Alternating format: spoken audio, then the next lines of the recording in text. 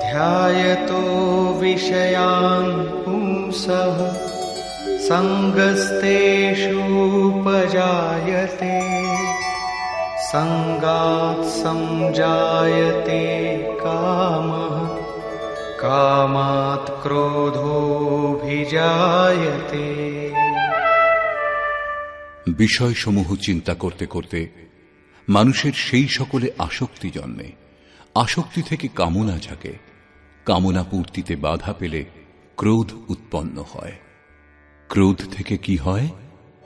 ক্রোধাদ্ ভবতি সম্মোহঃ সম্মোহাৎ স্মৃতিবিভ্রমঃ স্মৃতিভ্রংশাৎ বুদ্ধিনাশো বুদ্ধিনাশাৎ প্রণশ্যতি।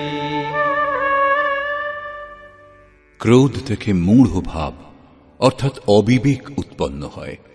নিত্য অনিত্য বস্তুর জ্ঞান থাকে না। অবিবেক থেকে স্মৃতি বিভ্রম হয়, যেমন অর্জুনের হয়েছিল। ভ্রমতীব চ মে মনঃ। গীতা সমাপনের সময় তিনি বলেছেন, নষ্টো মোহ স্মৃতির্লব্ধা। কি করা উচিত, কি করা উচিত নয়, তার নির্ণয় করা যায় না।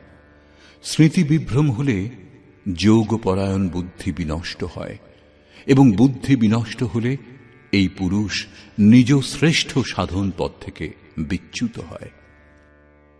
এখানে শ্রীকৃষ্ণ জোর দিলেন যে বিষয়ের চিন্তা করা উচিত নয়।